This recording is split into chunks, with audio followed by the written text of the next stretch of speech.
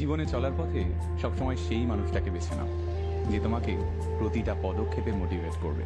কারণ কে কতটা দেখতে সুন্দর, কে কতটা স্মার্ট, কার কত ভালো ড্রেসিং সেন্স, এই ব্যাপারগুলো ইনস্টাগ্রাম আর ফেসবুকের মধ্যেই সীমাবদ্ধ থাকে।